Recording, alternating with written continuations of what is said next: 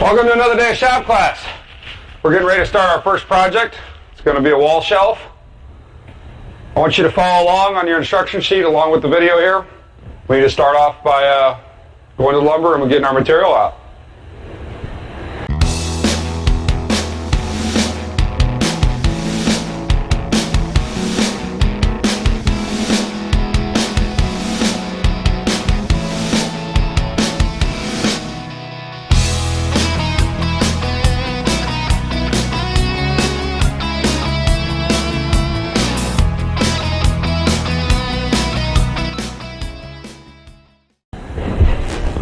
All right, here we are in the lumber room. Our plan calls for a 5.5 inch wide board. All right, while we're here at the workbench, we're going to mark out our pieces for what's called rough cutting. Rough cutting is when you add about 1 to 2 inches to the finished length of your piece, just so you can get it to more of a workable state and you're not handling a large board. The shelf length is 28 inches in the plan, so we're going to go ahead and mark this one out at 30. And if you notice, I used a V mark. I didn't put a straight line just in case it's not square. I have a reference point of that intersection for me to line up the tri-square. So go ahead and square it across. The next piece we need to mark out is the backboard. So I go ahead and, it's 22 inches in length, so I go ahead and put my tape measure on my last mark and go to 24.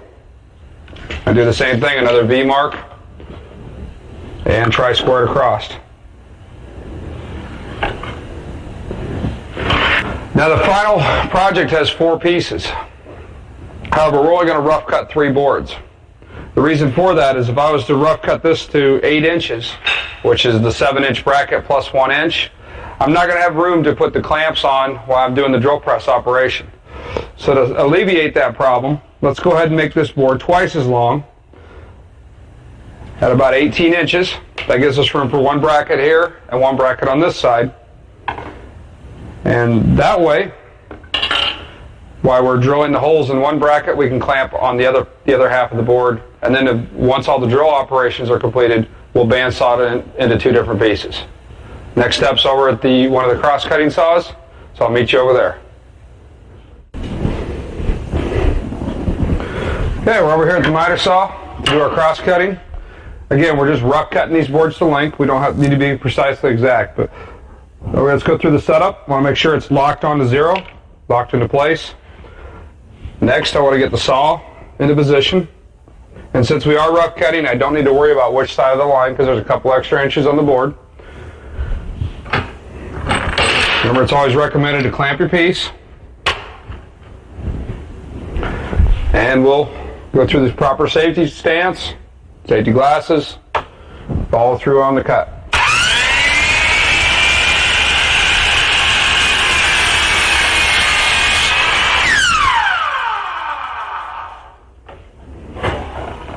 And we'll go ahead and do that to the rest of our pieces.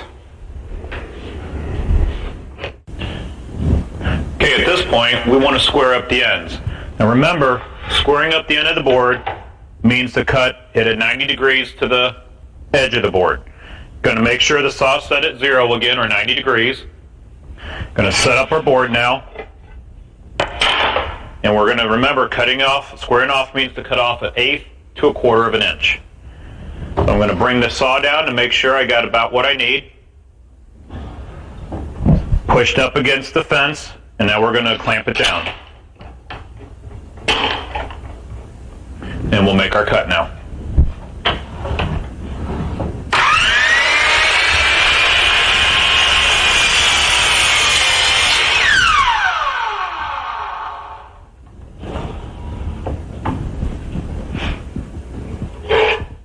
Okay, now on this third piece for the brackets, after we make our first cut, we want to go ahead and flip the board around and make another cut on that side and square that edge up also, so we have both edges square at the same time. And I like to make a little mark here so I know that it's square.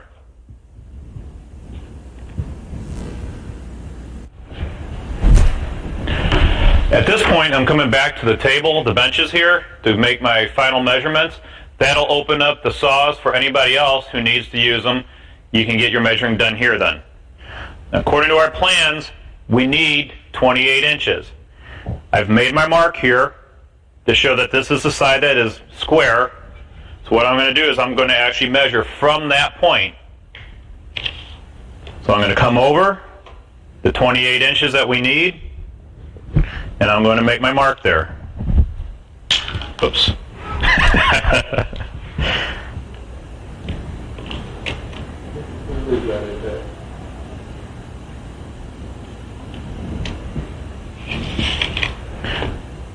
At this point, I can go ahead and mark my other boards at the same time, since I know what those measurements are also.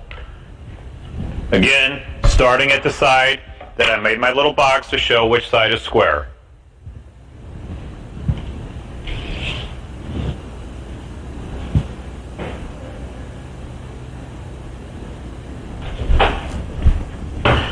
Now I'm coming back over from the bench. I'm already measured to final length, and now I'm going to go ahead and make my cuts.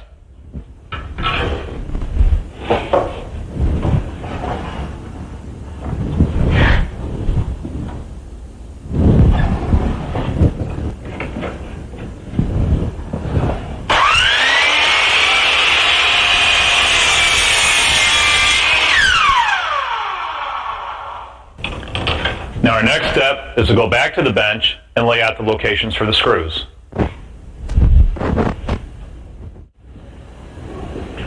Now on the third piece for the brackets, we don't need to cut this again yet. We've got both sides squared. Now we're going to lay out the actual brackets on our board, and there's a variety of ways that we can do this.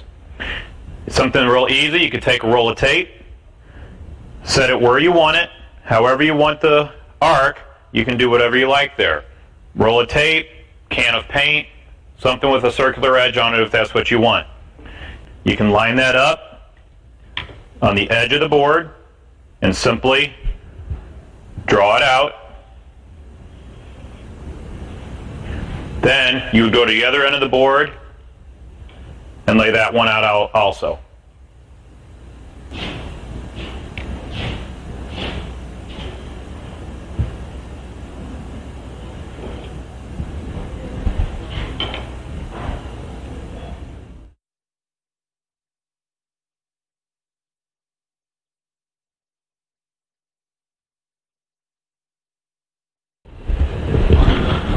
Alright, we're back here at the workbench.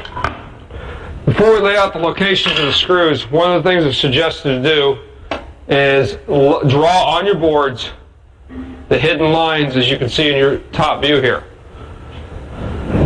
To do that, let's find the center of the piece. The top shelf is 28 inches, so that'll be 14. If you also look, you'll notice that is a screw location. From that point, I'm going to measure over 11. Now, why did I come up with 11? That's where the backboard will intersect, and 11 is half of 22. So I got one side marked. Be accurate with this. In fact, it's almost suggested to use a steel ruler, but if you have a tape measure, that works too. From these 2 points, use a tri-square. Draw the line across.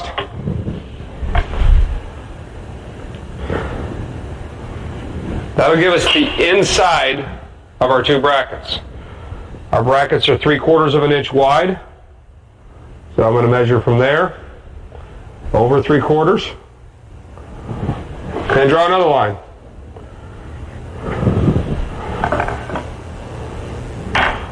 So a little bit extra on layout. However, it's going to make sure that you get all the screws in the right location. Back to the plan. We have the one screw that's at 14 in the center. We have our other screws are 5 inches from each end. Looking here on the side brackets, one screw is 1 inch in from the back, 2 inches in from the front. Now I'll show you a little trick to find the center point. Think about the combination square. This backboard is 3/4 of an inch thick. We need to drill right in the center of it so it doesn't split it out. Think about the measuring and math unit we did earlier this year. We want to split 3/4 in half. You do that by doubling the bottom number. Remember, it's the opposite to the bottom number, so 3/4 split in half is 3/8. And what I'm doing is setting this, locking it down to 3/8. Position the combination square on that mark, and draw a little cross sign, or plus sign. I will do the same thing. I'll measure the distance to the center on each side and put the marks. And finally, I want to refer to the plan and mark out the locations for the side bracket screws. Before we go over the drill press, though, we want to take our backboard and position it right on our piece and double check. Can you see any of my marks? No, you can't. That means they will all be drilled into the backboard. So double check this before you go over to the drill press. Alright, we're over here at the drill press. We're going to set up to drill our screw locations. First thing you want to do is get the table set to the correct height. Remember, that's about an inch or two below, or above, excuse me, so you raise the table up. There's about an inch. And don't forget to relock it in the back. Next thing you want to do is we want to drill about half to a third of the way through. Or in our case, it's the depth of the Forstner bit. This is where a partner is going to come into play, because I've got to hold the board into position, and somebody's going to need to set the depth stop. So I'll bring my partner in, and I'm holding it in position. He's going to lock the collar. At that point, he's setting it at 0, and that's where it'll stop. Right there. And I want to double check. It's locked, no drills. It's set about a half to a third of the way through. So now that the depth is set, the next thing we want to do is get the position located. And since all of these screws are exactly the same depth or distance from the back side of the board, instead of clamping and moving individually, let's use the fence system. We showed this to you in the demonstration. And again, the buddy system or the partner will help out. I'm holding the board down, and I'm holding the fence against there. And my partner then will clamp the fence into position.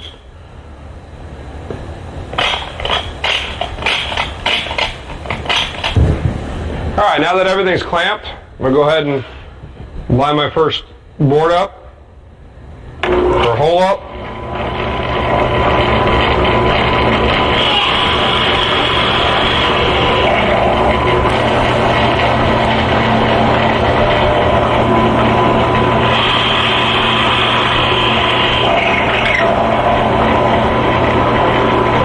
Slide it down to the next one. While we still got the fence set up, we want to utilize this for the backboards, or bracket boards. So let's go ahead and drill those holes. Alright, we're finished up with the drill press. So I checked out a cordless drill and installed a 1/8 inch bit. The Forstner bit has left a center point in the counter bore. We're going to use that hole as that point as a reference to drill the pilot hole.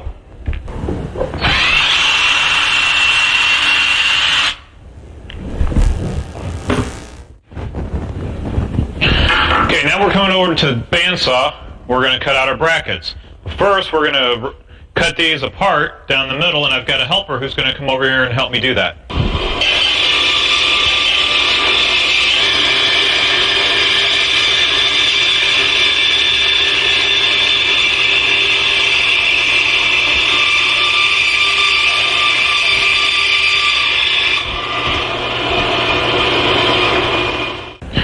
Okay, now that we have these apart, we're going to go ahead and cut our curves. Now, remember, when you're cutting curves, you should be using relief cuts. However, since these are a little bit more sweeping curves, we might not have to use them. If you're unsure, go ahead and make your relief cuts.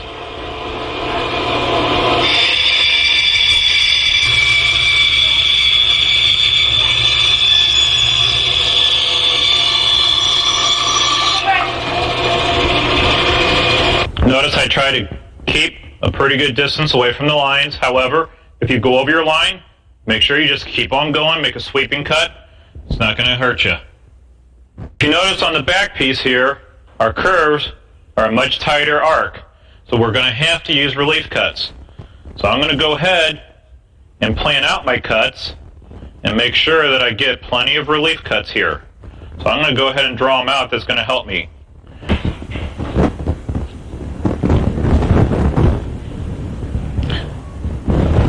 Now I'm going to go ahead and make my relief cuts.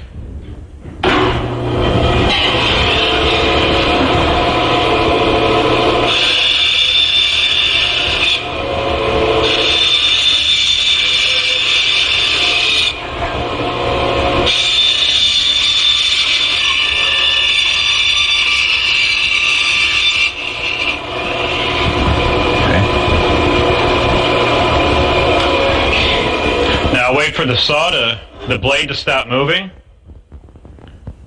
and to make sure that I don't have any kind of a mess to step on, I'm going to get rid of my scrap here right into the trash can.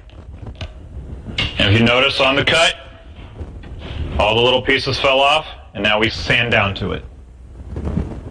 Okay, now at this point, we've already cut out our brackets, and if you would like, you can actually cut a little arc on the corner of your board instead of having it square like we're going to do here, and I'm going to cut that now.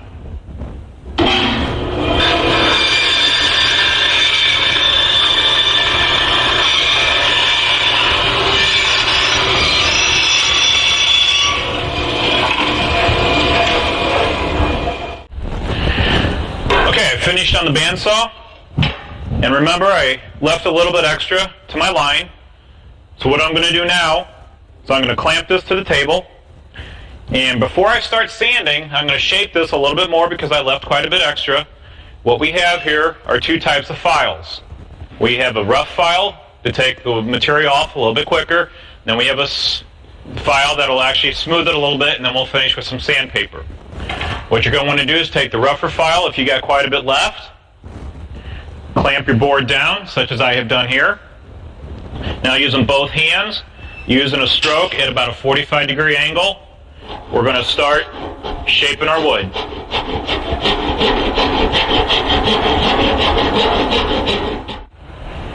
Now it's on to everybody's favorite step in the whole process, sanding. Not really, I know.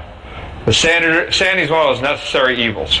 It's a lot easier to sand while they're individual pieces at this point. But if you look at this, you're trying to sand in this corner in here, it's not going to have very good results. So let's sand all the pieces individually. Start out with a rough grit sandpaper, like an 80 or 100. This would be the number in reference. We went our way up to 120, 150, and finally we finished it all up with a 220. That should make it nice and smooth.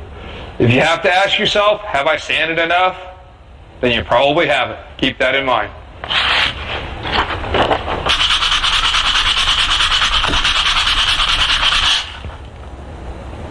Now, if I can sand off Sharpie marker, you should be able to sand off pencil marks. We need to insert a step according to our directions, 13.5, 13.8, whatever you want to call it. You don't want to router any of your profiling until all your sanding is completed. So now that we've finished all of our sanding, we're going to go to the table router, and we're going to router our edge detail into all our pieces if we want to and where we want to.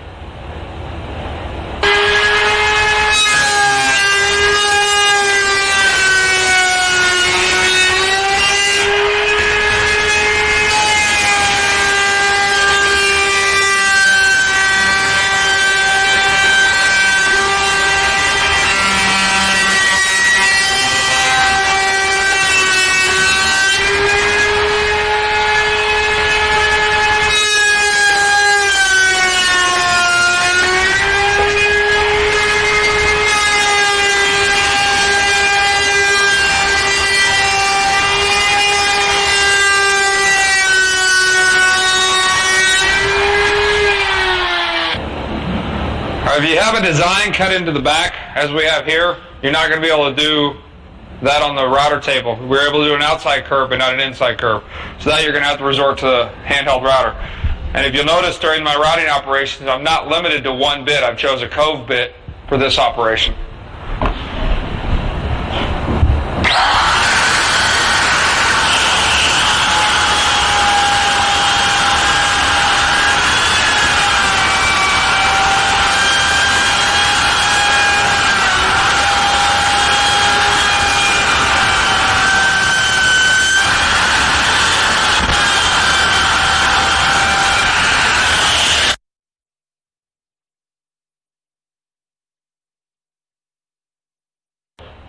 Alright, when it comes to these brackets, they're too small to handle on the router table.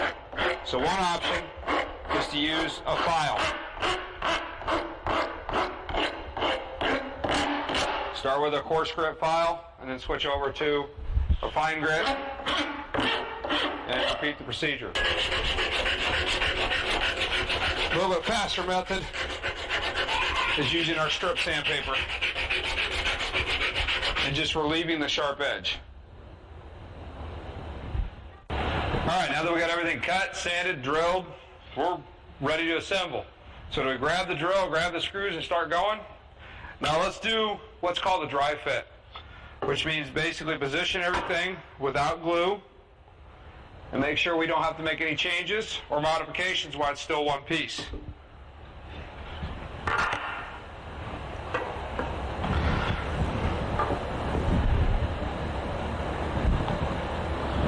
And what I'm looking for is to make sure all the screw holes are covered on the back side of the top piece and that our side pieces will intersect with the back.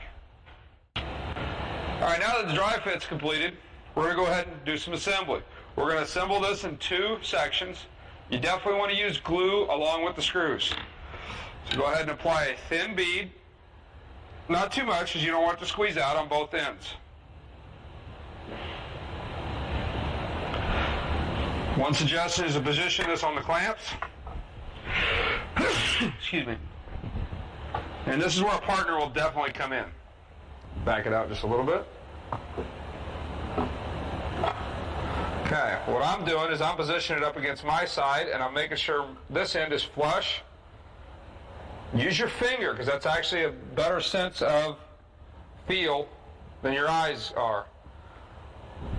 Okay, he'll go ahead and tighten the clamp when he checks his end. Now the second clamp was there just for support. Because now I want to flip it. Position this one out of the way. And we're going to use either an impact driver or a cordless drill. I'm going to use my thumb on the back side. Flip this around so you can see. Thumb or finger, and I'm going to pull that so it's flush. Again, I'm using my sense of touch over my sense of sight. A little bit more guaranteed. Position it into the pilot hole and drive it in. And it should pull it tight.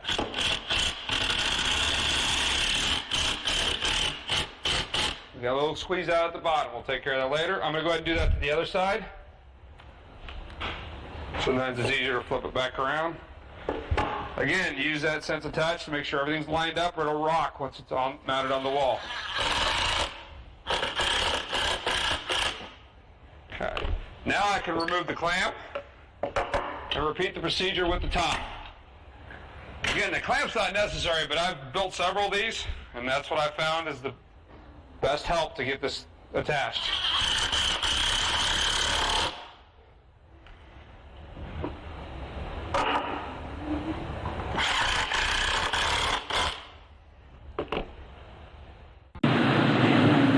Alright, now that we got the sub base assembled, we're going to apply glue to the top of all three pieces. Not too much. You don't want to squeeze it out. If it does squeeze out, you definitely want to wash it off within a couple minutes. Glue will not allow the stain to penetrate into the workpiece. You know, leave a white blotch or a light colored blotch. Again, we're going to use the clamps. Partner helps to make sure everything's lined up. And you want to make sure it's flush along the bottom. Something you didn't think about when you were designing your back is having a flat spot along the back piece allows this, you're able to use clamps in this step. Otherwise, you're going to have to do it by feel. Okay, we snugged up. Snug everything up.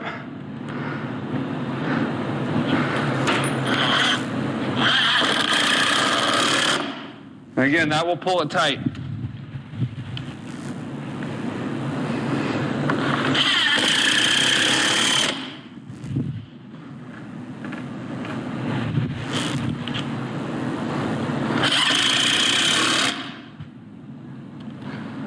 Before I attach some of these screws, I'm checking the back with my finger. Make sure everything's flush. Be careful not to drive it too deep, especially if you're using a soft wood like we do in our class project. You can actually drive it right through the top piece, depending on how deep your counterbore is. Once you hear the impact driver chain sound, that's probably good. I'll move the clamp for the last screw.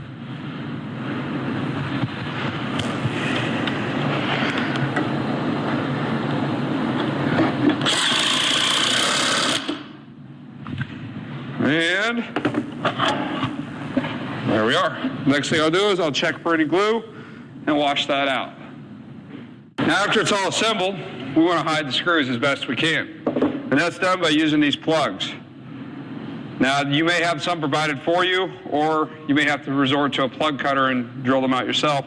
Check with your instructor to see what method they've chosen for that year. All right, all it takes is a simple drop of glue in the hole. Push the plug in by hand and tap it in with a rubber mallet. Hammer it down. That's it. That's it.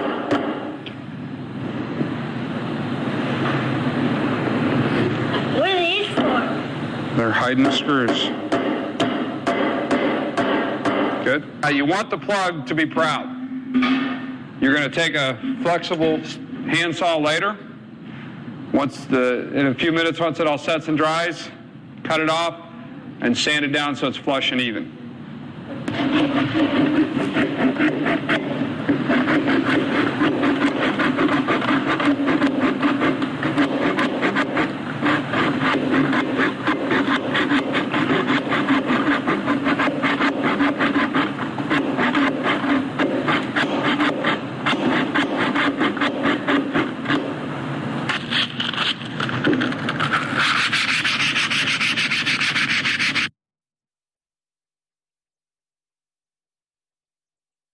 All right, now that everything's assembled, all the plugs are sanded off, you want to go back over one more time with 220 grit and it's called soften up all your edges, making sure there's no sharp corners, everything feels smooth, you get rid of all the burn marks. Next step will be to apply the finish. And remember, the quality of the finish is solely based on the quality of the sanding job. Do a bad job of sanding, you're not going to get a smooth finish. Take your time, do this step correctly.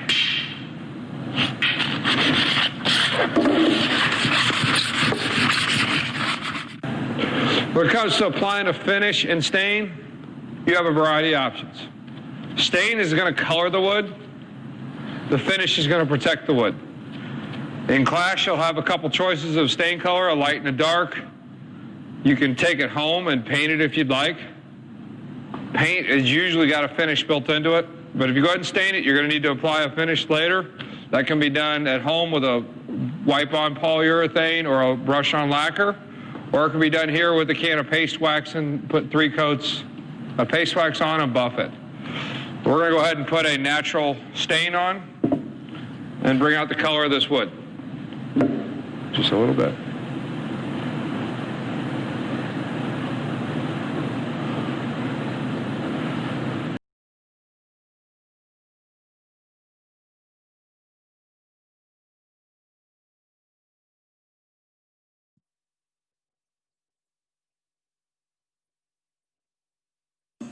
If I can do it, you can do it.